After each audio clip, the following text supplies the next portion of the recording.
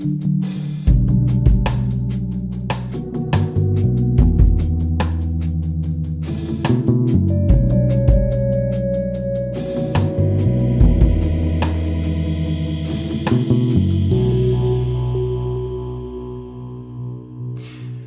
to Table Talk.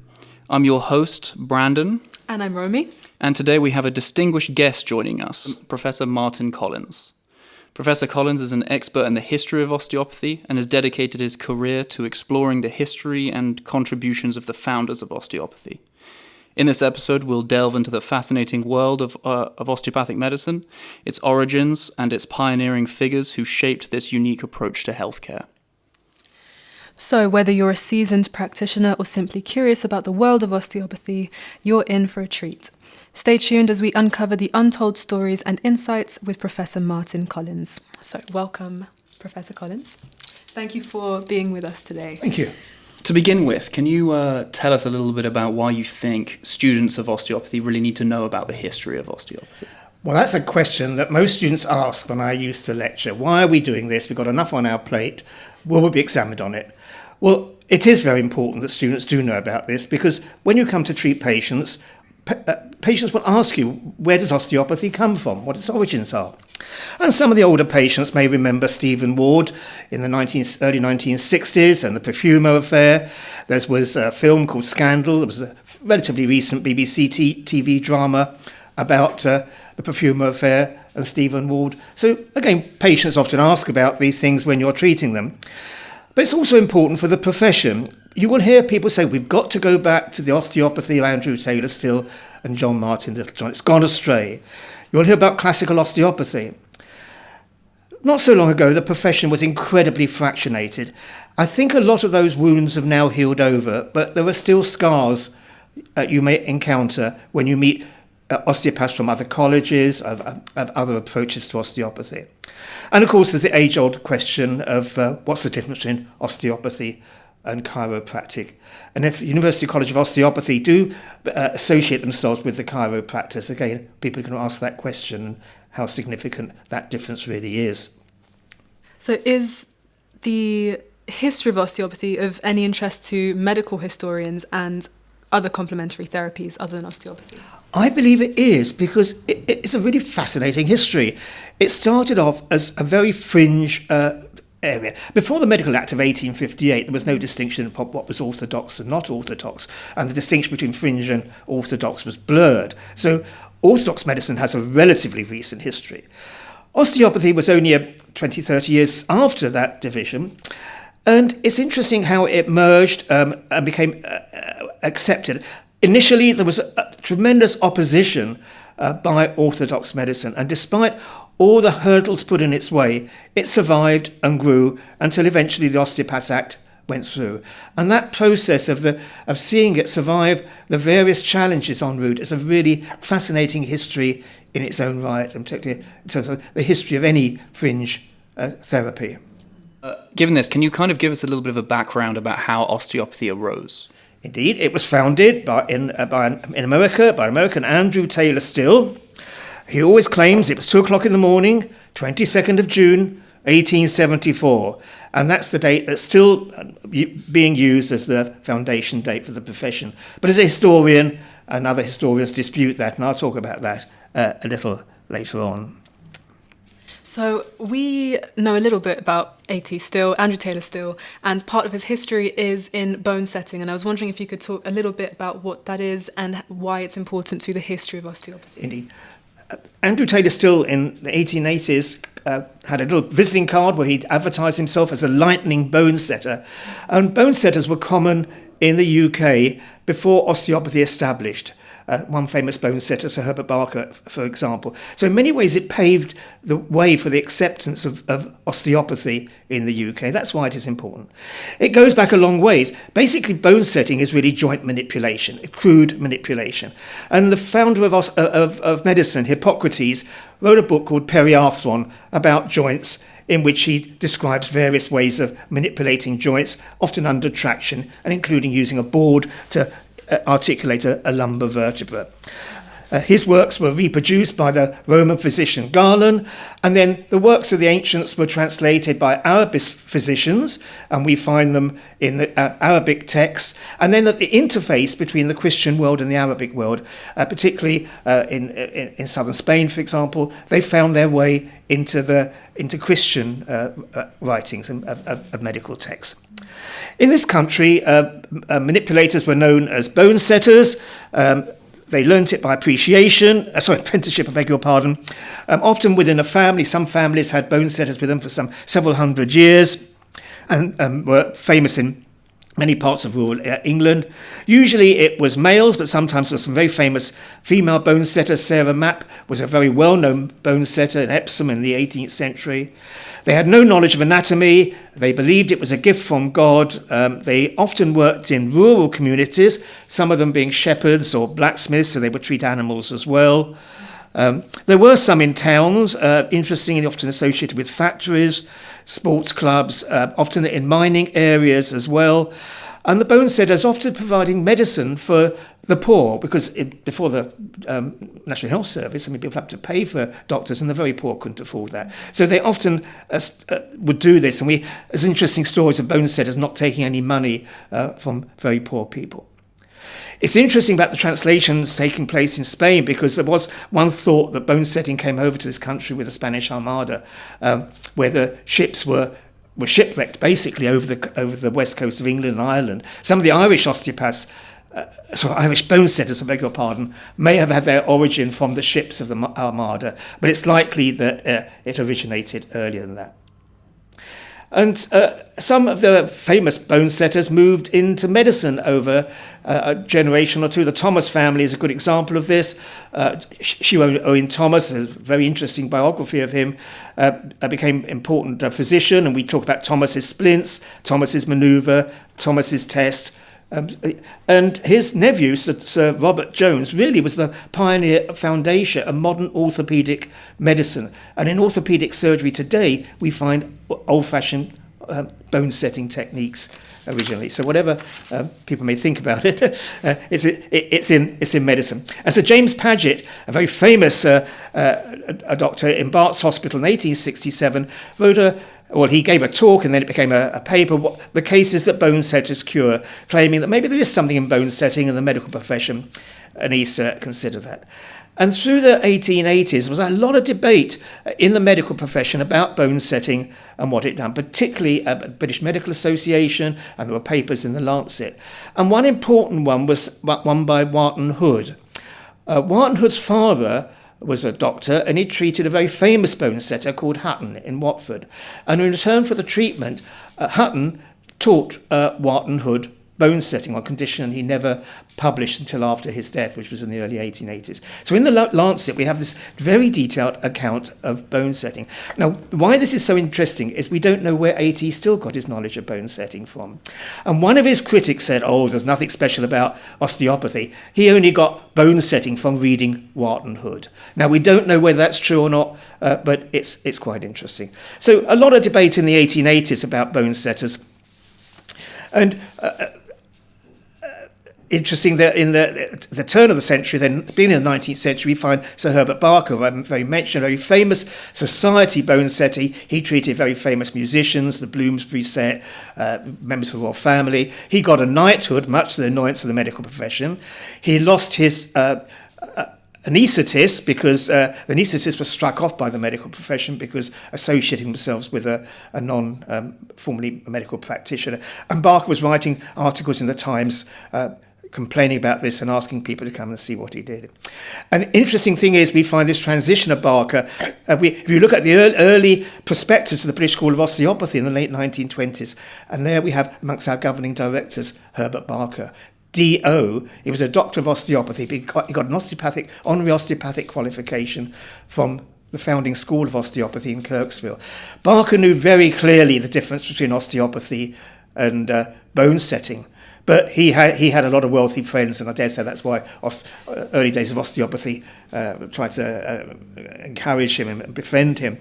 But I think it's those society bone setters that paved the way for, certainly in London, I think, for many of the Bloomsbury set and other wealthy avant-garde people going to see bone setters. They didn't see much of a difference between that osteopathy and bone setting. Right, okay.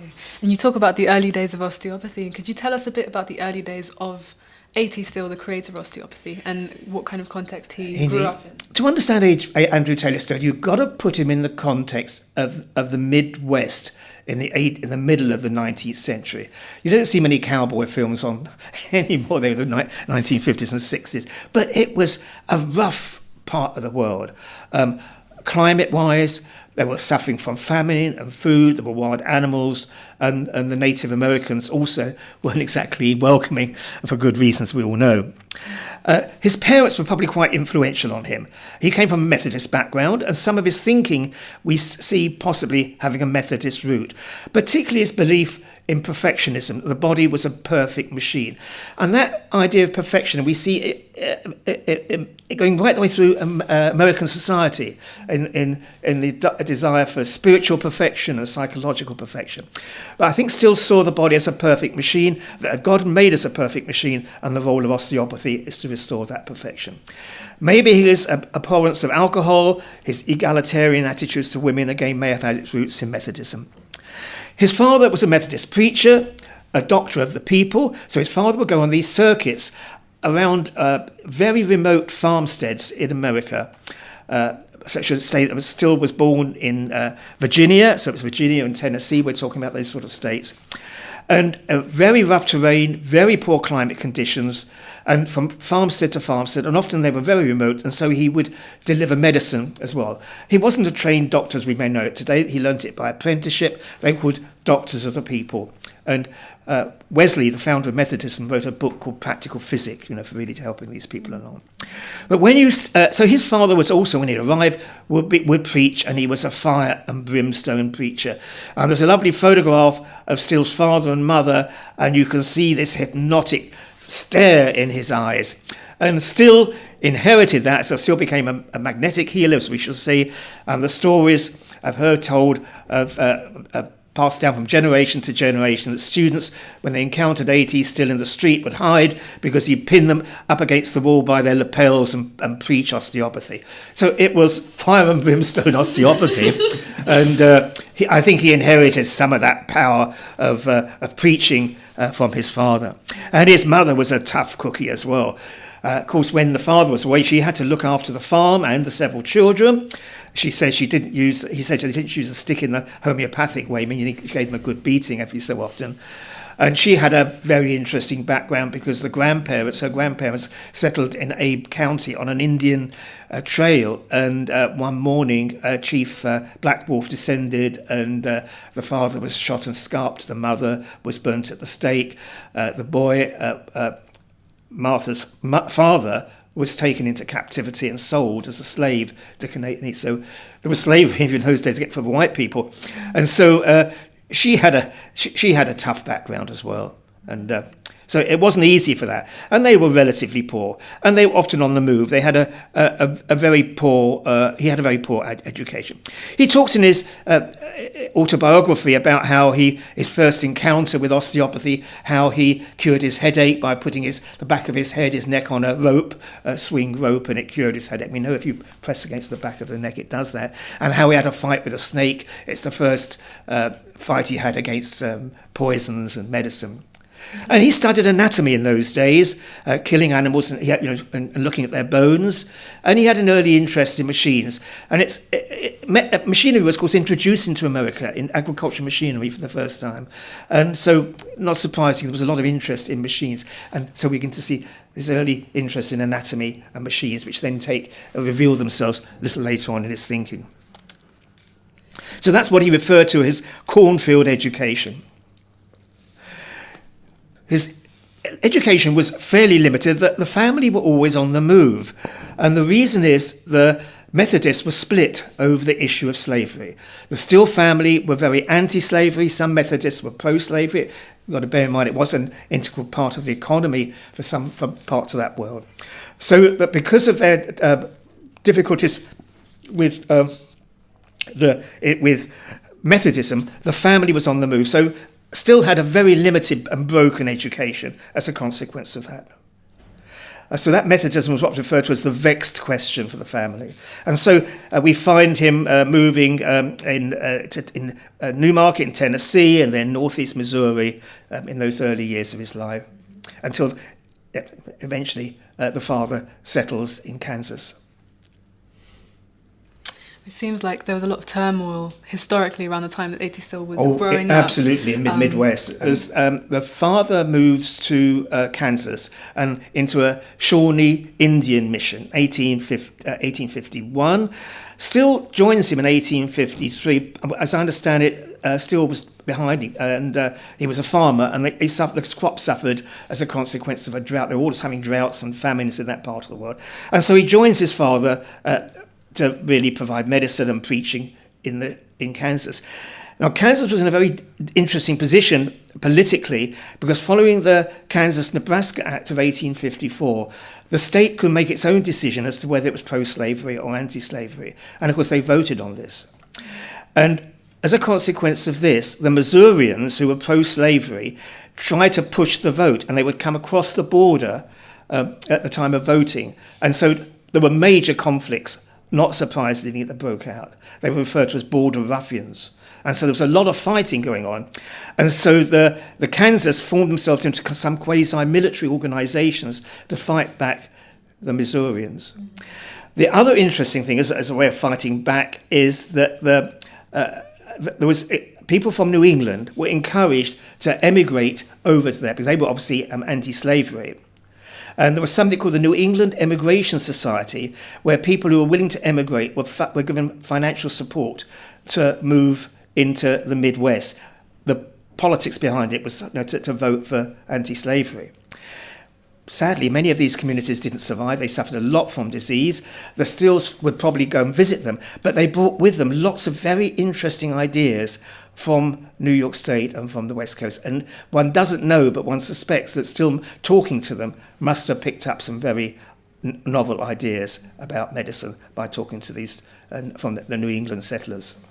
And they would have had a lot of experience with medicine, having treated so many different diseases in different locations throughout that time period, right? He did. We ought to get on to, I suppose, at some point about what constituted medicine. He said he learned medicine from his father, and it was heroic medicine. And when we hear of Still being anti-medicine, it's not the medicine of today of aspirins and paracetamol. It's the medicine of Benjamin Rush. Heroic medicine was based on the principle that what's causing illness is due to the poisons accumulating in your body, and you have to get them out, either making people vomit or giving you diarrhea, of clearing the system out. So the medicines consist of really nasty things, minerals, arsenic, antimony, mercury. They were called mineralites or calaminites. Mercury chloride, his name is calomel, in a toxic mixture of morphine and alcohol. So there was a very high morphine addiction in the States and alcohol addiction, consequence to the prescribed treatment. And so it did more harm than good. And A.T.Still talks about when he was 14 years old being given this until his teeth turned black and virtually fell out. That's very interesting that they were still struggling with opioid-based medication issues back then, and that still continues today as a massive issue. For very different reasons. Exactly, it's not prescribed. yeah. But way into the 1890s, America was one of the largest importers of opioids, yeah.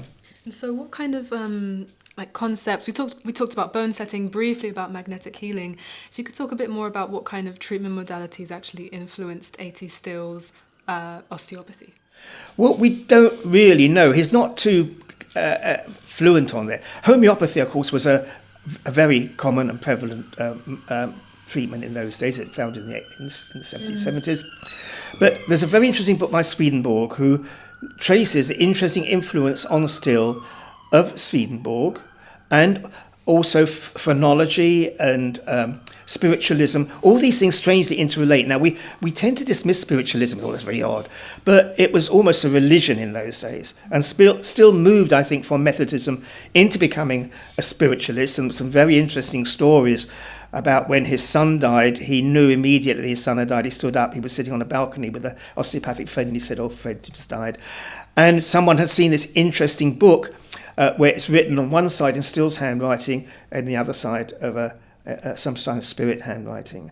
The Still family were very embarrassed by all this spiritual stuff, and in the 1850s they had a kind of family powwow, and they decided to burn and destroy the whole lot, which is really sad.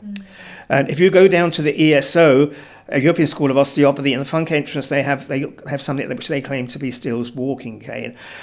Still's walking cane, when you see pictures of Still, it was a solid cane. This is made out of willow, and if you do any water divining and things like that, you use willow because it's got sort of interesting properties.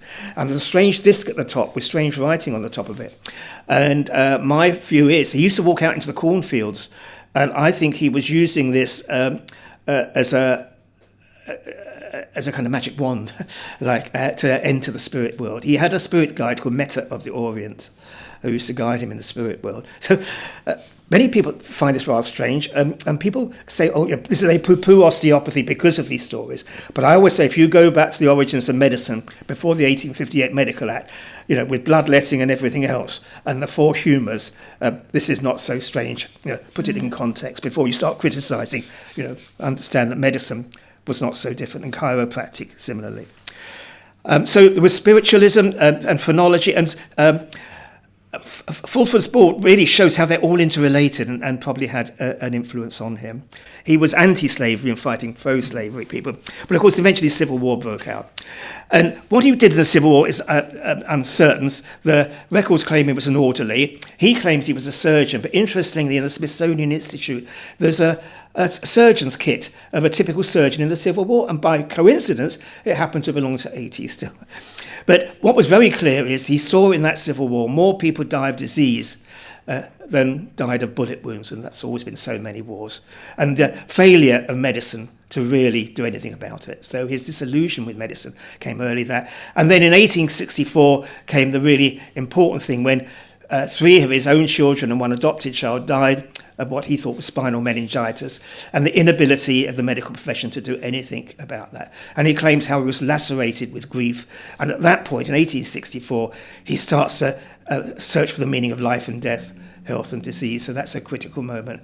And from that, it's a little vague to say what he did after that, but certainly by 1874, we then find him as a magnetic healer. Do you want me to talk about that, or shall I? Yeah, that'd be fantastic. I've heard of magnetic healing, but I don't know that much about it. So it'd be fantastic if you could flesh that out a little bit. I used to do a wonderful on-the-stage demonstration of this. Understand electricity and magnetism were relatively new discoveries in the 1770s, 1780s. And there are unknown forces that permeate the universe. You can't see them. Anton Mesmer, for whom we associate mesmerism and hypnosis, had the idea that the magnetic forces flowed through the body. He had various ways of doing this, where you would hold on to metal sticks and other things, and that basically the blockage to magnetic flow caused disease.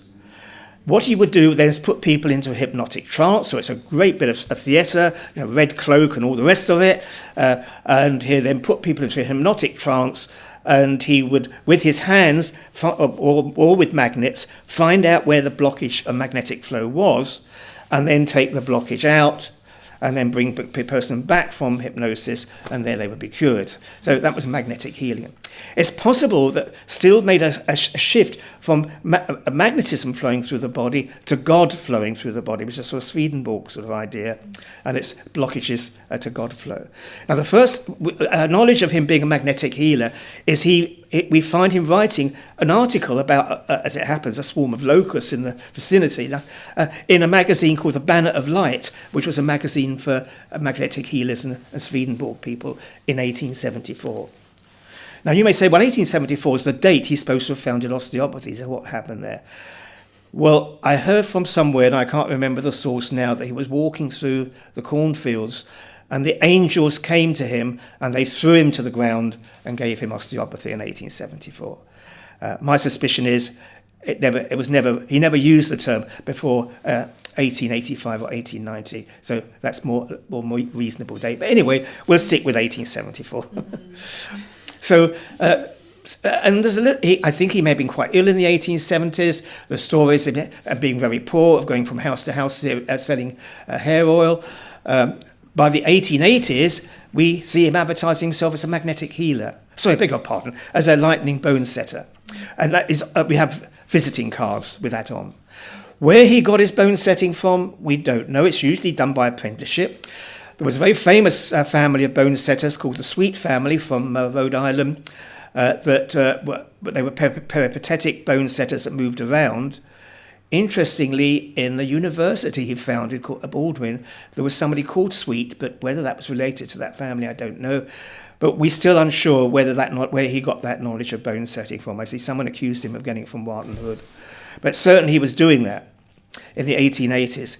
And so it's only a small shift from suddenly realizing maybe it's the bone out of place that's blocking magnetic flow or God flow. But he pulls lots of other ideas in.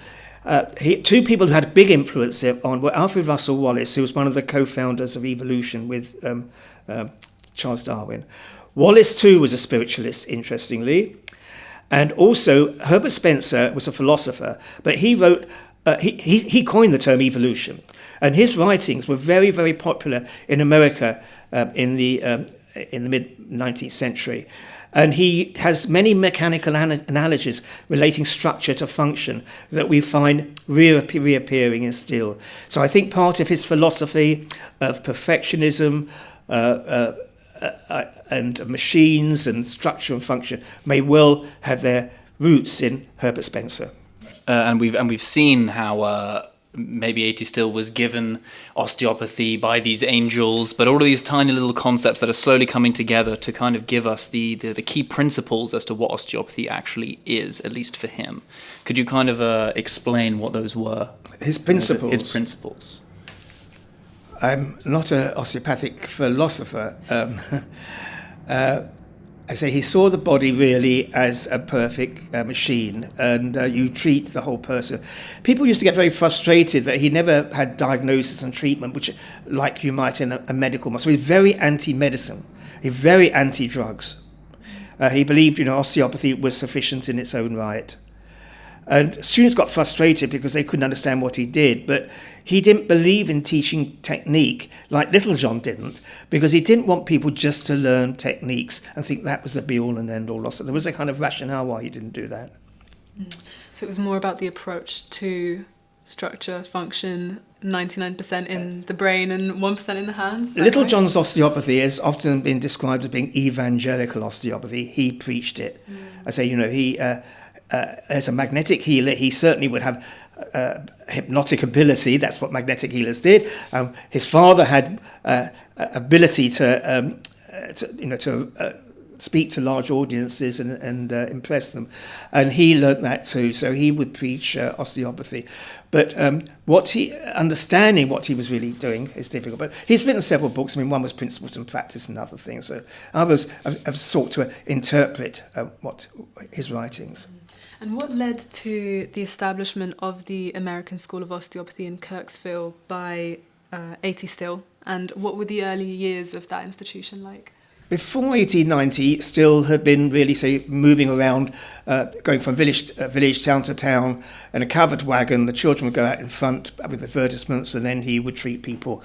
But 1890, he decides to settle down in Kirksville, Missouri, a small little backwater in Missouri. And it's his family and friends who really encouraged him to form the very first school in 1892. And pictures of it looks little more than a kind of garden shed. The first class was 10 or 11 students. 5 of the students were his children, and 5 were women. And that's quite important because women were virtually excluded from medical schools at that time. And I say it does reflect his egalitarianism, as we shall see later, also that of John Martin Littlejohn. And how did the curriculum and the teaching methods at the ASOs, the American School of Osteopathy, change over time? Well, one important influence was William Smith, who he employed to teach anatomy, to put that on some kind of rational foundation. Smith came from Edinburgh, and he was selling medical instruments, apparently. I presume it was some kind of interim in his career. And he heard about Andrew Taylor Still, and people were poo-pooing him. And so he thought, I'll meet up with him, this silly old doctor. Anyway, he became very influenced by Still. The interesting thing is that William Smith was at medical school with someone by the name of Conan Doyle. And it's a bit of an aside, and you might want to edit this out. I don't know. And they went... They were both taught by a very famous doctor called Bell, Professor Bell. And Bell had a great, wonderful ability when patients used to appear. He could make these wonderful diagnoses just by, know all about the patient. So, this person used to be an island in the army or something. And students say, how would he know that just by this patient? Anyway, they had lunch with Bell, and Bell pointed out it was all about observation. And Conan Doyle didn't do well in medicine, but started writing detective stories. And so, and people say that William Smith is a bit like what's his name in the Sherlock Holmes novels, Dr. Watson in appearance, with the moustache, everything else. So a little aside. It's interesting. I mean, I guess being an osteopath, being a doctor, being in a healthcare profession in general, you are a bit like a detective, trying to piece of information together, I guess. The most important thing that I think, the school did very well indeed. Lots of patients started coming in. They had a new building. The town wanted to buy him a new school. Schools sensibly wouldn't have that. They said, you can build the hotel, because they needed hotels, they needed a railroad, everything else associated, restaurants with people coming in. But the important thing is it needed to be approved as a healthcare profession by Missouri. You couldn't practice any form of healthcare without that. And so very importantly was the 1896 Act that went through that really ensured that they could then legally practice. Now, a part of that was that the curriculum had to be brought into line and partially medicalised. Now, Still was very, very opposed to that. And many of the stories we hear about Still and Littlejohn, and how Still was opposed to Littlejohn, that preceded really Littlejohn coming to the school. It was in the 1896, 1897, where he was really anti-medicine, anti-physiology. So that act really was important, and it was the Act of Missouri that really said you really need to have a professor of physiology. That needs to be taught, and that's why Littlejohn turns up in 1898. Can you give us a little bit of an overview of the graduates at the ASO and their impact on the development of osteopathy after they left? Some very famous people then graduated in those early years: McConnell, Hazard, and they started writing books on osteopathy.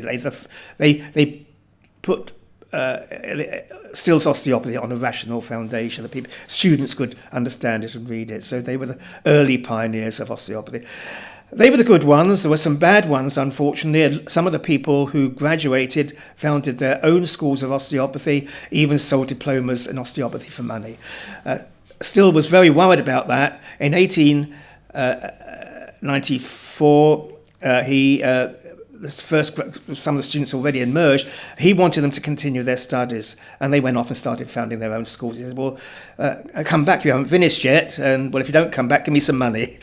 And they did neither. And so there was in the middle of the 1890s, there was a lot of very dubious schools around, one run by a family, husband and wife barber team, and William Smith went out there to see whether he could purchase a diploma from them, see how dubious they actually were. And so what happened to Still after this period then? Well, the running of the school was really taken over by his sons, Charles and Harry, and he becomes somewhat sidelined. He's getting quite old by that stage. He used to sit at the back of classes, apparently, and watch what's going on and interrupt. But he wrote his autobiography, and he wrote five books in all during that time. And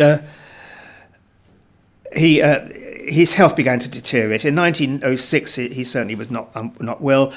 Mary Elvira, his wife, died in 1910. He had a stroke in 1914, and then he died in 1917. So, he was not a well man in those latter years. But he wrote, several books of research and practice and many other things in those days. 1910, particularly Osteopathy Research and Practice, is really an important book, which is the same year that Palmer wrote his book on chiropractic. Palmer's book on chiropractic develops a whole religion relating to it, so it's interesting comparing those two books up, written on the same date. Yeah, definitely good references to be able to access. I was wondering if, as we kind of wrap up on A.T.Still, who was our first founder, if you can give us just a bit of a resume on his role in osteopathy and as we know it today. That's an interesting question, because there are people who claim we've completely deviated away from the osteopathy of Andrew Taylor Still today. It's gone down the wrong path, certainly at what is now the University College of Osteopathy. And there are those who are trying to keep Littlejohn osteopathy alive because they believe Littlejohn, contrary to previous opinion, Littlejohn has still got on very well together, and all this no physiology is all preceded Littlejohn at the college. And in many ways, Littlejohn had carried the banner of osteopathy of Still forward, but with some modifications, putting on a more rational physiological basis, which Still had no problem with. Still's big issue was with medicine, and we'll talk a little about that later on. So if it wasn't for A.T.Still, we wouldn't have osteopathy today. But, and there are different opinions on this, it changed for, some people say for the good, some people say for the bad. But he was the ultimate founder of osteopathy. And those who are into classical osteopathy and follow Littlejohn attribute many of Littlejohn's ideas and original ideas to that of Andrew Taylor Still. So he was, without a shadow of doubt, very important in this. But you've got to understand his background. Say in the Midwest, you've got to understand he was a spiritualist, and his perspective was a very different one from ours. Okay, could you tell us a little bit about A.T. Still's second wife, Mary Turner? Yeah, Mary Elvira, yes. I say he remarried in 1860. He had 5 children with his previous wife. She was a Yankee school teacher from Newfield. And it's a part of the United States that on the East Coast often referred to as the psychic highway, because a lot of very interesting people passed through that area. Many of the isms that we have, Swedenborgism, phrenology, spiritualism, the Mormons and the Seventh-day Adventists, they had their origins in that part of the world. It was a great melting pot of ideas. So one can't help but wonder how influential she may well have been on Andrew Taylor Still. Her father was also a doctor, and she often looked after the pharmacy, often treating people, handing out drugs to them. So she had some knowledge of medicine. And her father believed that women should have a good education as well, so she probably was quite well educated. We don't know her influence on Still, but one cannot help but suspect that given her background, she may have had an interesting, knew many interesting ideas about medicine and healthcare from being on the psychic highway. Yeah, the woman behind A.T. Still. Indeed, yes. You mentioned John Martin Littlejohn, and we were wondering if we could talk about this. So he is our second very influential figure that we wanted to talk about today, and just wanted to kind of open up that conversation with who was he? Who was John Martin Littlejohn? John Martin Littlejohn was born in Scotland, in Glasgow, in 1865. There's interesting similarities and differences from Still. His importance is that he, perhaps I should say before we start, he really introduced osteopathy into Britain between 1898 and 1900. He did a whole theory of osteopathy as a complete system of medicine. He had an important influence on the curriculum in US, in the first school of osteopathy, the American School of Osteopathy, between 1898 and 1900. And of course, he founded the first major school of osteopathy. There were others around, the British School of Osteopathy in 1917. And it's the only one of that period that survived. And he was its dean for 30 years. And he trained many of the leading osteopaths who could reshape the profession from the 1930s way through to the 1960s. And so why was John O'Brien's book on John Martin Littlejohn entitled An Enigma of Osteopathy? Why do you think that is? Because when he wrote it, it's ironic that someone like Littlejohn, who was very academic by way of background, had left behind so many unanswered questions. But interestingly, since John's book was written in 2016, Chris Campbell has written a book on Littlejohn in 2020, when many of these enigmas have been now resolved. Right. Okay, that's very helpful. I think you mentioned that you've read that book recently. And so what do we know about John Martin Littlejohn's background and upbringing? Well, I mentioned he was born in Glasgow in 1865. And like Andrew Taylor Still, his father was a preacher, but this was of the Reformed Presbyterian Church, very different from that of A.T.Still. Like Still's father, Littlejohn's father was peripatetic. He would go around in districts preaching in different areas. The family, again, were very poor. And also, again, the church was split between the United Presbyterians and the Reformed Presbyterians, which again had an influence on the Littlejohn family having to move around. So there's interesting parallels there. Though a big difference was that Littlejohn was much better educated than Still was. The Reformed Presbyterian Church attached a great deal of importance to education. And so the family left Glasgow in 1870, and they went to Gaelic-speaking Laugharne on the west coast of Scotland, where, again, Littlejohn was probably taught by his father, who was well-educated, but they also had a French governess. And so he probably got a fairly good education. And then in 1877, the family moved to Northern Ireland, to Gavar in County Derry.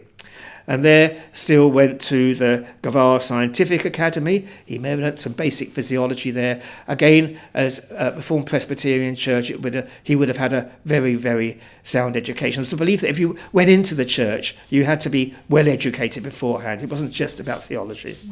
And in many ways, that Reformed Presbyterian background explains a lot about John Martin Littlejohn and some of the enigmas that we later find.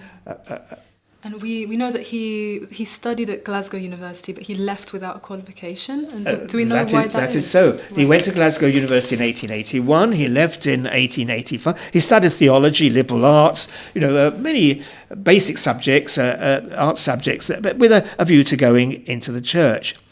But he didn't attend the graduation ceremony.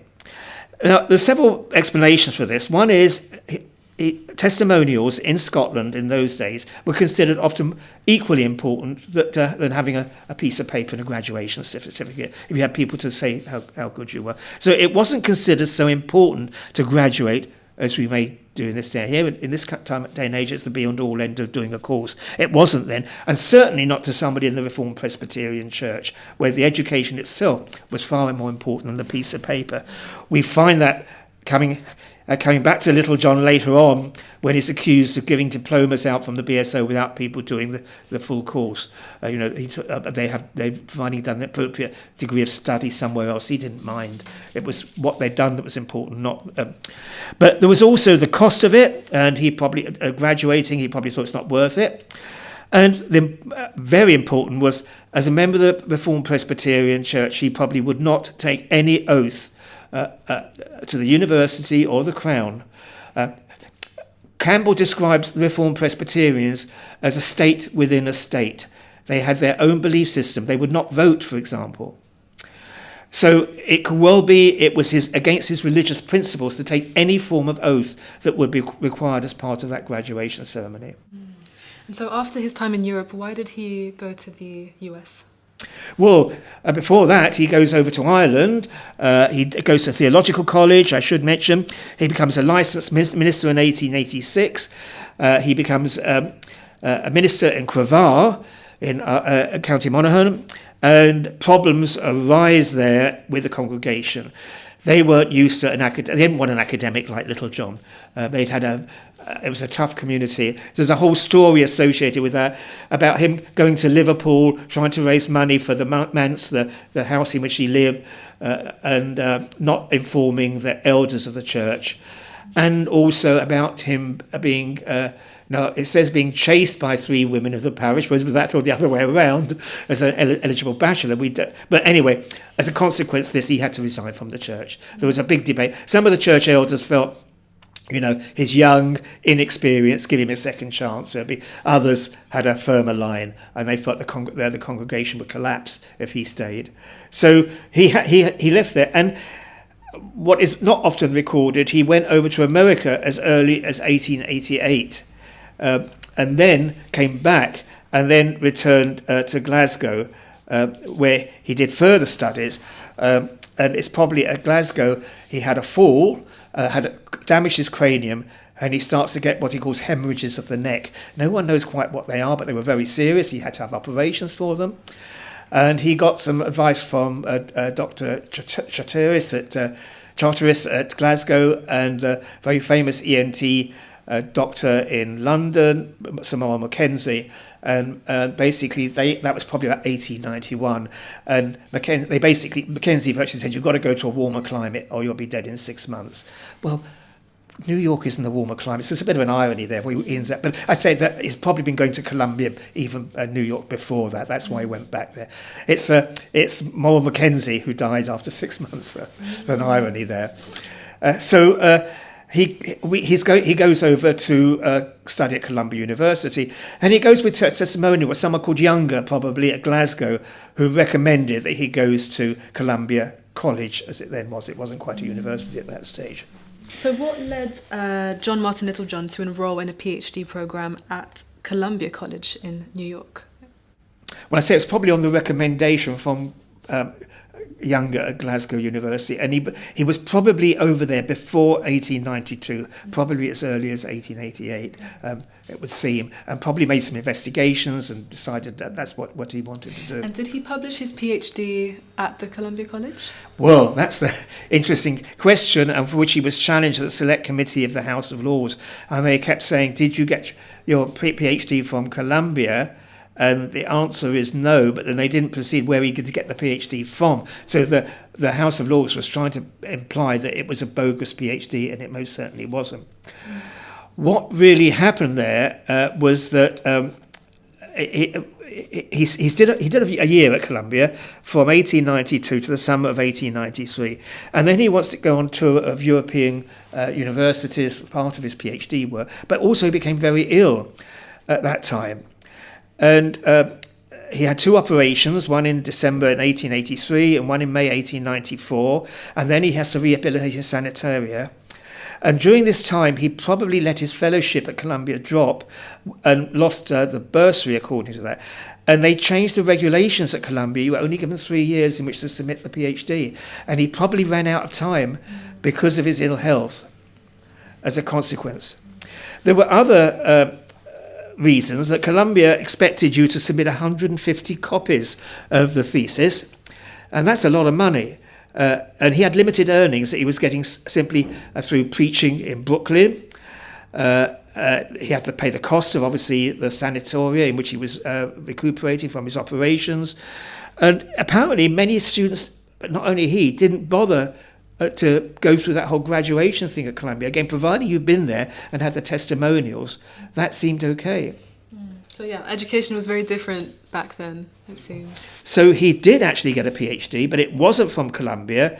It was from the National University in Chicago in 1895. But when he was questioned in the House of Lords, they didn't give him a chance to say that.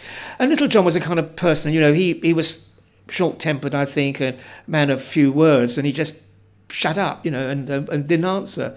And they didn't give him much of a chance. They'd break and ask him a different question and then come back to it again. So it was in an intent to try to show that he didn't have a PhD, but he most certainly did, but it was from Chicago. And we've seen Littlejohn now has a little bit of experience in academia, a little bit in religion, and he's arrived in the US. So how does he eventually become involved in osteopathy itself? Well, when he in 1894, he becomes principal at Amity College, and he had some people who've been writing about him. He was an exceptionally good principal there, and he learnt a lot of things about how to run a college and education at that point. Now, he then, 1897, starts receiving treatment from Andrew Taylor Still, as does his father, who was also quite ill. His father had come over from the States. People from in Iowa, in College Springs, where Amity College were, knew all about Kirksville. There's been articles in the local newspaper about people from College Springs going to Kirksville and being treated. And some 5 students from College Springs had been to Kirksville and trained as osteopaths. So that's where he probably knew about Andrew Taylor Still and Kirksville. And how did he come to teach at the ASO? In the end. Well, he met, apparently, Littlejohn Littlejohn met Still apparently in the road, and Still impressed Littlejohn with his whole theory of osteopathy. Didn't grab him by the lapels. No, not at those stage. But interestingly, that also Littlejohn knew somebody called the Reverend Mason Presley. Now, Presley was actually professor of physiology before Littlejohn was. So he was at the school, and he taught physiology. He was dean, and he resigned for allegedly unfounded rumours of an unprofessional nature, which we don't quite know what they were. But it may well be that Presley, so he knew about that position going. I mentioned that the state of Missouri wanted a dean, they wanted a professor of physiology, and Presley was there, but he wasn't formally dean at that stage. And it may be that Presley recommended to Littlejohn to apply for that position, or he knew the position was going. And he went along there, and in fact they made him give a kind of mock lecture to see how good he was. So he did that, and he was considered okay, so he then was appointed in 1898 as professor of physiology. And it seems that over that time the curriculum started to change. It led to a conflict between John Martin Littlejohn and A.T.Still. That has always been the understood wisdom, but I think Campbell has really challenged all of that and said that actually this issue that Still had with physiology, writing on a blackboard, no physiology, it was preceded Littlejohn going there, and that Littlejohn and Still got on very well indeed. In fact, they used to knock on each other's windows at 2 o'clock in the morning to sort of wake each other up to sit and talk about osteopathy. I don't think it was a conflict between Littlejohn and Still. However, it was a conflict, I think, between Littlejohn and Still's son, particularly Charles Still, and someone called Hildreth. Hildreth studied osteopathy with Still, but was very uneducated. And he'd been at the school, he left the school, he went back again, and then he came back to the school. And there was an assurance to the Littlejohn brothers, all three brothers were there in 1898, that Hildreth would not come back. And he came back, and he was a strong adherent to Still's osteopathy. But I suspect there was a lot of resentment between Hildreth and Still for other reasons. I'm sure Hildreth didn't like Littlejohn, number one, because he was lecturing in physiology and dean, but he was still studying osteopathy in 1898, so he was still a student. Hildreth had several years' experience as an osteopath. Hildreth was uneducated. Littlejohn was educated. So I think there was a big clash of personalities there. So they resented Hildreth coming back. Hildreth apparently was made dean over Littlejohn's head. Hildreth closed the surgical sanatorium down, which annoyed them. So there was an issue there. There was an issue over Littlejohn wanted a medical degree, an MD osteopathy, MDO degree. Because Littlejohn saw osteopathy as revising medicine, a new system of medicine. The term medicine was completely abhorrent to Still and Hildreth and others because of all the history, the heroic medicine, everything else. They didn't like that word. So there was a conflict in the school over that. There was another conflict over moving the school from Kirksville to probably Chicago, or one of the big cities. Most of the other schools of osteopathy had come into existence in big cities. That's where all the patients were. That's where the students were. Charles Still, Littlejohn's son, was keen to do it. And they set Littlejohn up, probably telling we're going to move in 6 months' time. Littlejohn, being the honest person he was, made some public announcement about this, and Still got really furious because they had no intention of moving. Charles Still was testing the water and using Littlejohn. Littlejohn was very naive. He didn't understand the politics of the Midwest and what was going on. And he was used as a kind of stool pigeon to test the water as to how it would go down about moving the school to a big city. And he came foul of that. So people were critical of him. Littlejohn, I mentioned it right at the beginning, introduced osteopathy into Britain between 1898 and 1900. So in the summers, he would come over to Britain and lecture at something called the Society of Science, Letters and Art. And these got written up in newspapers in America. But Unfortunately, they misquoted the name of the society, and it got sort of suddenly morphed into the Society of Science and the Royal Society. Anyway, Charles Still decides to claim that Littlejohn was a liar, and that he never went there and never gave these lectures. And then he starts to send out letters all around all sorts of people to try to get the dirt on Littlejohn. So, not surprising, Littlejohn was not happy about all this going on. So there was a lot of unpleasantness going on in the school, not to do with Littlejohn and Still. Still, in fact, was a great supporter of Littlejohn. And at the start, he was a supporter of the MDO idea, but until Charles Still turned his mind against that. So there was a lot of internal politics going on there. There's also, of course, the story of Littlejohn courting Blanche Still, Littlejohn's daughter. The story goes, he set her a set of encyclopedias, and I think in my book I said Blanche was the kind of girl who preferred flowers. Now, Chris Campbell puts it in context of Littlejohn being the religious person here. Blanche was probably getting a bit wayward. She was playing cards with the boys and out late at night. And Littlejohn probably thought, well, maybe a set of encyclopedias might bring her back onto the... So what really happened there, we don't know. But so probably a small part of that whole story. And so that's why they leave Kirksville, and they left being owed money for salaries, but it was claimed that they hadn't paid for their graduation, as if they needed to, having taught there, him and James. So there was a lot of ill feeling when they left, but not between Still and Littlejohn. And I think Chris Campbell makes it very clear that's a misunderstanding that's been perpetuated for years. Okay, well, it's good that we can clear that up now then, that's good. And why did so after he left Kirksville, why did he establish the American College of Osteopathic Medicine and Surgery in Chicago? Well, interestingly, the reason it was in Chicago, James, his brother, studied medicine and was in Chicago. There was talk about attempts at moving Kirksville to Chicago. It makes a lot of sense having an osteopathic school in a big city. So James was there in Chicago, and also Littlejohn's father had come across as well. He was there, so Littlejohn was going back, returning, being with his family. So Chicago was a good place to be. Why it was the American School of Medicine and Surgery? I say he wanted to revise medicine. He wanted a new system of medicine.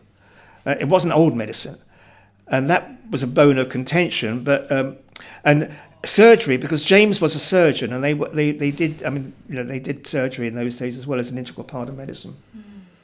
And so, how did John Martin Littlejohn come by his medical qualifications while in Chicago? He way back when he was probably in he started studying at Dunham College, but certainly between 1902 and 1904 he did a medical qualification at Dunham Medical College. And again, there was a big dispute about this in the House of Lords, but there was sufficient evidence that that's where he formally qualified in medicine.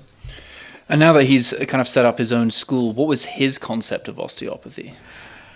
He saw it as a complete system of medicine, and he developed his own theory of medicine, particularly based on the concept of vitality, and the role of osteopathy is to restore the vitality within the human body. And how did what led him to then leave the Chicago College where he was working? Again, there's been a lot of misunderstanding of that, and John O'Brien, in his book, points out how... in 1909, the college changed its name to the Littlejohn College. Again, because this objection, the medics objected to osteopathy and the osteopaths objected to the medicine. And Littlejohn didn't like the idea of a college being named after a person, but it was the only solution. But in 1910, Abraham Flexner goes around all the medical schools and osteopathic schools and is highly critical. And John O'Brien's interpretation is that he gets to Chicago and is highly critical of Chicago. Now, admittedly, he arrives just at the wrong time when all their laboratories are being refurbished. So they don't see any physiology or pathology laboratories, and they're critical of it for that reason. They say they arrived at the wrong time, but they were critical of it. And because of that, and more importantly, probably because of the college being owned by people rather than being owned by trustees, the college decides, this is John O'Brien's interpretation, that they're going to close it down and then reopen it, and with a new principal, and John Martin Littlejohn could apply, and he applied and never got it, and then marched off in disgust, never speaking to his brother again. Now, Campbell puts a whole different perspective on this, arguing that Littlejohn resigned from Chicago long before all these events that actually happened at the Chicago College. That basically he probably always had intended to return to the UK. His wife, Mabel, wanted to return to the UK. He hadn't returned to the UK because his mother was seriously ill. They'd moved to Lake Bluff, and she died, and that almost freed him up then with an opportunity to return to the UK. So he resigned actually before all these big issues that happened in Chicago. And after he left Chicago, he writes back and letters in the Reflex in 1923. My best wishes to the Chicago College. So it wasn't as venomous as I think one's always thought in the past. Why he never spoke to his brother, we don't know. But there was big issues about his brother James joining the Freemasons, and Littlejohn didn't like that too much because of the Reformed Presbyterian Church didn't like secret societies. So there were internal family goings on between James and Littlejohn, which may have nothing to do with the school. And so when John Martin Littlejohn returned to the UK in 1913, what was his activities upon his return? Well, he starts to try to set up a school. Well, first he sets up practice. Firstly, number 69 Piccadilly, and then in Dover Street. Now, if you know Piccadilly and Dover Street, Dover Street is in Mayfair. It's a highly prestigious address. So he probably had quite a few pennies in his pocket from the sale of the house in Lake Bluff. In Chicago, he had a practice in one of the first skyscraper buildings in Chicago. Again, interestingly, a Masonic building. So he probably had a few pennies and to set up. And he says he set up treating friends and stuff like that. But what friends did he have in London? So that's all a little odd where he got his patients from. Anyway, he sets up in Dover Street. And he's allowed to travel from... He has a house in Thundersley in Essex, an old Victorian house. He's an alien because he gave back his British citizenship. They're all American citizens. So the rest of the family were not allowed to travel more than 5 miles, I don't think, from Thundersley. But he got special dispensation to travel to London. And so he sets up clinics in Dover Street, in Thundersley, and in Enfield. And he claims these other clinics are going to be for his children. And during the war years, he treated a number of soldiers and military people. And he got associated with an interesting character called William Menifee. In the previous building of this school, in Suffolk Street, there was a library on the second floor, and there was a room associated with the library. It's always called the Library Resources Room, but it was formal title was the Menifee Room. And there was a plaque there to William Charles Menifee, from its daughter to give him money. Now, nobody, I don't think, in that whole building knew who William Menifee was. Chris Campbell has discovered a whole lot of really interesting stuff about Menifee and what a dubious character he was. Or not, I don't know, as how do you interpret it. But still, Littlejohn must have met him about 1907, 1909, because Menifee too was... he was a Baptist preacher, not a Reformed Presbyterian preacher, but a very, very good preacher, very moving preacher. Menifee set something up, a kind of Cuban mission thing to help people in Cuba, but also selling shares in some Cuban apple orchard or something, which is a bit dubious for a preacher to be dealing in preaching about investments, but that's another issue. But anyway, he sets up with Littlejohn the International Bible Institute. And then that becomes a war welfare institute to support soldiers fighting in Europe, giving them copies of Bible and food and many other things. Menifee's reputation, however, there's people in the States who were not happy with Menifee, and they start sending letters over to England criticising Menifee and some of his activities. 2 people in particular, one in New York, one in Toronto. And this Bible Institute tries to get charitable establishment with the Charity Commission in 1918, and it's turned down because of these letters, and Littlejohn is associated with it. So Littlejohn becomes, and he's actually investigated by the CID with Menifee. So, some interesting things going on at that time as well with Menifee and this International Bible Institute through 1916, 1918. And of course, 1917, the school gets founded. But during those war years, it was impossible to set up a school because you couldn't invest money in any new project that wasn't involved with the war effort. And so in the war years, it was probably just treating, I believe, soldiers and other people, whether in the clinic in Thundersley and elsewhere. It may be there was some teaching going on. Maybe people did come in who were interested in osteopathy and sat in on some of his clinics, but it was not a formal school. And with the establishment of the British School of Osteopathy, what were John Martin Littlejohn's unique approaches to teaching and practice? Well, a bit like Still, he never taught technique or principles. You watched him. He'd give like demonstrations, and he thought that important. He didn't want people to learn techniques to be, I think, still use the term engine wipers. They just that's all you do. He wanted them to understand the principles, and so there's good reason he didn't teach principles and technique the way he did. And he'd written several books by then, so people would use his books, but they would largely see. The curriculum was very interesting at the school because he claimed it was a 4-year course, but you do the first 2 years in some other college. Many students went to Chelsea Polytechnic, so the first year was basically botany, zoology, everything. The second year would be pre-medical studies like anatomy and physiology. And so you'd only come to the school for the final 2 years. They were supposed to do some osteopathy in the second year, but probably a lot of students didn't. They left it over until they returned in the third and fourth year. And the curriculum was very, very broad. And it included, interestingly, many what I would think of as naturopathic subjects, so about dietetics and climate. He saw osteopathy as a science of adjustment in its very broadest sense, and that includes about the environment and diet and many other things, and a very broad curriculum that includes medical subjects. But as people said, he never taught medicine. It was always osteopathy. And so these so-called medical subjects like diseases of the ear, nose and throat that you see on the curriculum weren't necessarily the medical perspective, there'd be an osteopathic perspective. It's a nice way of putting it, that osteopathy is a sort of science of adjustment in a very broad sense. I really like that way of putting it.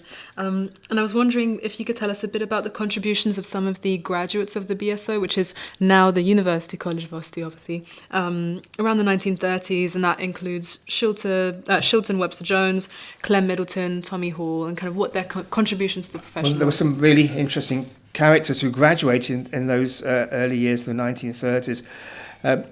Shilton Webster-Jones became the second principal of the school. Some of the older people in the clinic, they're probably not there anymore, but they knew him personally, and they always used to refer to him as Weber. People were very fond of him. He never revolutionised osteopathy. His most important thing was when he took over from after Littlejohn died in the 1950s, he removed a lot of Littlejohn's teaching. And for many people, this was the death of osteopathy, and they're blamed for it. John Wernham would say osteopathy was never taught at the school after that. He did it for a couple of reasons. One, the students who'd emerged from the war were not the brightest people to come into the school. I mean, they were desperate for students. They'd take anybody who had some dedication. And so they didn't understand the esoteric teachings of John Martin Littlejohn. And that was one reason. But secondly, all to try to make it more acceptable to orthodox medicine.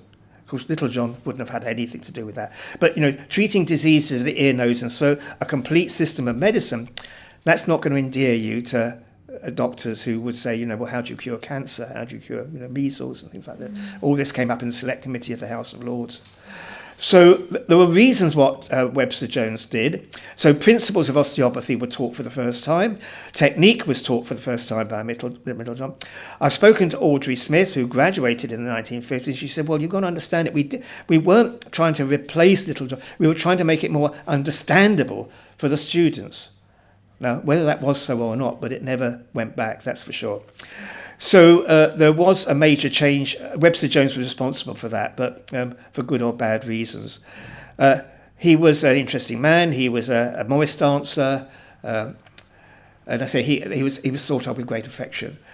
Clem Middleton was one of the first people to teach technique. And many of the techniques one learns today are really Clem Middleton's interpretation of what John Martin Littlejohn did. So he was the father, if you like, the founder of modern technique, good or bad, as you may want to see that. Some say not. He had a P in his ear from an early age, so he had a Bell's palsy down one side of the face. So he would talk through one side of his face like that. I got a patient treated by somebody in the clinic one time, and he quoted John Martin Littlejohn to me. This guy needed sacroiliac thrust, which I couldn't achieve, and he put this guy's sacroiliac joint on the edge of the plinth, and he quoted Clem Middleton, "Take no prisoners." He went bang. But Clem Middleton had a great sense of humour. He was a great after-dinner speaker, and he wrote a little book called Simon Simplex. And he talks about how you should become an osteopath, and it's full of humour. I won't quote from it, there isn't the time, but there is a copy in the library. So he was a great character. And then we come to Edward Hall, also a great character. He started off as a jazz musician. I think he had I think he was also a tennis player and injured his knee and was treated. He was a musician on a transatlantic liner and was treated. And he studied with Fayette, who was one of the leading lights of osteopathic technique, in American osteopathic technique. But Fayette's techniques are all very kind of prescription. Rotate to the left, now rotate to the right. It's like by formula. But down at the European School of Osteopathy, they still talk about Fayette's laws.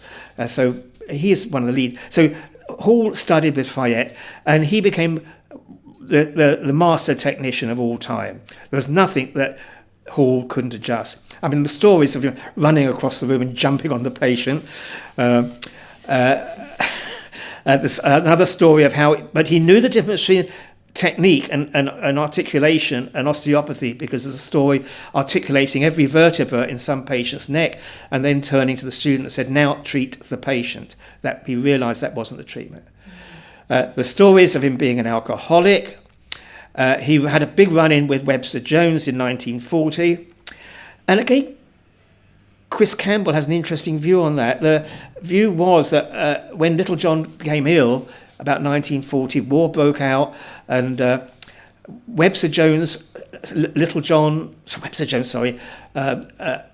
Middleton and Hall were left to run the school with Jocelyn Proby as dean, an American-trained osteopath, and then Hall decides to resign and leaves Webster Jones and Middleton to run the school on their own as best they could, with lights going out and bombs dropping and everything else.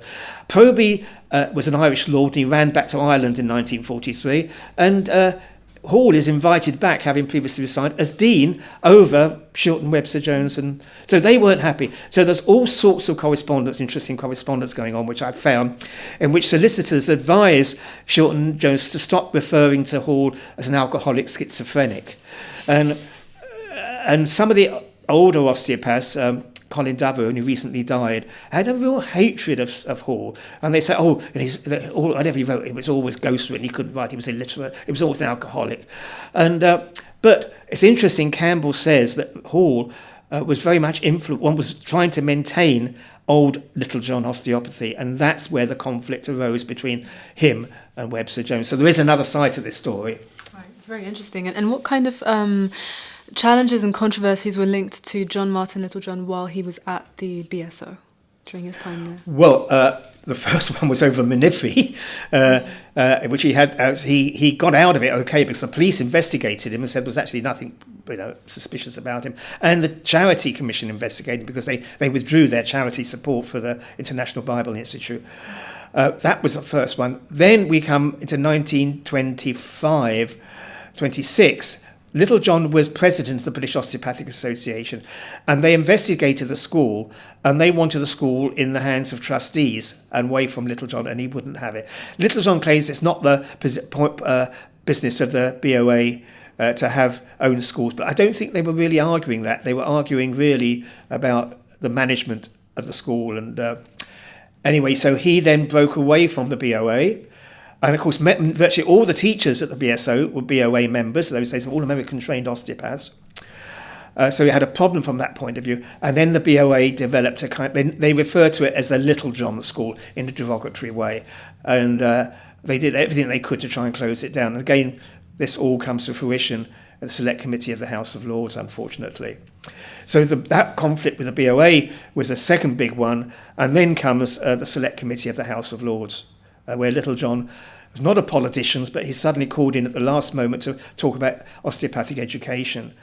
And what's now come to light is that the British Medical Association and the Royal College of Surgeons and Physicians, they'd spend a whole year preparing their case to take these people to pieces. And the poor osteopaths went in there completely naive about what's going to hit them. And they were interrogated as if it was a murder case, if they committed trial, for murder. They played all sorts of dirty tricks on them. But Littlejohn came under fire for a number of reasons, his qualifications and where he got them from, giving certificates out which had 4 years, students doing 4 years on it when they hadn't done 4 years. Many of these things are answerable when we go back and examine them, as I think Chris Campbell and other people have done. He was in his 70s, he was not well, he was standing in there being interrogated for hour upon hour, so not surprising he was giving short answers to questions. Did you or did you not get your PhD for Columbia College? The answer was no. Then they moved on to something else. So it was dirty tricks. Yeah, definitely. Thank you for giving that us was the third problem. There seems to have been quite a bit of turmoil within the profession over those years. Yeah, and he became ill, I think, probably from the mid 1930s onwards, and certainly by 1940s letters about him having X-rays and. And so, if you could, similarly as we did with Andrew Taylor Still, what would you say John Martin Littlejohn's contribution to osteopathy was at the time, and also as we know it today? Well, I did outline at the beginning. I mean, he introduced osteopathy into Britain. He's the first person to talk about osteopathy. The Society of Science, Letters and Arts between 1898 and 1900. He influenced the curriculum at the ASO. He developed a whole theory of osteopathy, enlarging it and expanding upon Still's ideas, not rejecting them, but expanding upon them. Particularly his concept of vitality, it being a complete system of medicine, the science of adjustment. He treated people from top to toe, from occiput to cuboid, as the phrase used to go, treating where you find. So he didn't use the medical concept of diagnosis and treatment as such. You treated the person. And to restore the vitality within the person, which is a very different concept from orthodox medicine. Thank you so much for giving us such a wonderful overview of these two really prominent figures in the profession, and I think we will be talking more about the osteopathic educational institutions in the second part of the series, when we will be talking about osteopathy in Britain and osteopathic educational institutions.